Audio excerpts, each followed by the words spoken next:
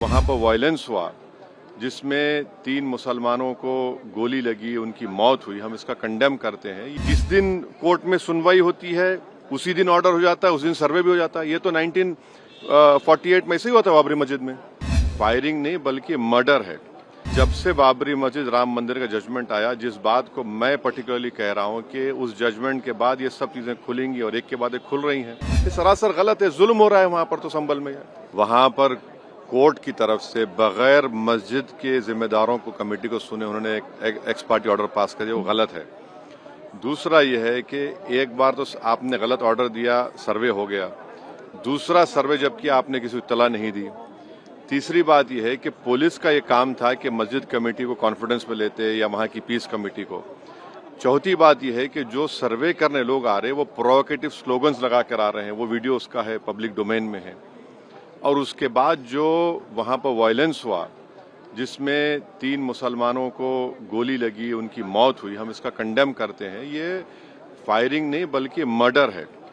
और जब से बाबरी मस्जिद राम मंदिर का जजमेंट आया, जिस बात को मैं पर्टिकुलरली कह रहा हूं कि उस जजमेंट के बाद ये सब चीजें खुलेंगी और एक के बाद एक खुल रही हैं। एएसआई प्रोटेक्टेड मॉन्यूमेंट सब बातें कर रहे हैं। क्या एएसआई के कानून में नहीं है कि आप उसका रिलीजियस नेचर चेंज नहीं, कैरेक्टर चेंज नहीं कर सकते? किस बुनियाद पे कर रहे हैं ये? और आप किस बुनियाद पर अपने फेथ को दूसरों पे थोपेंगे? भाई कानून कोई चीज है ही नहीं है।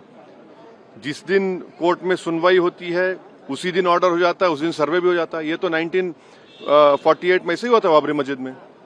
तो ये जो फायरिंग हुई है ये फायरिंग नहीं है, मर्डर है। और जो भी ऑफिसर्स इन्वॉल्व है उनको सस्पेंड करना चाहिए और एक सिटिंग हाई कोर्ट जज से उसकी इंक्वायरी होनी चाहिए। ये सरासर गलत है। जुल्म हो रहा है वहां पर। तो संभल में आप जिस पे चाहे कर लीजिए भाई, जिस पे भी चाहे कर लीजिए।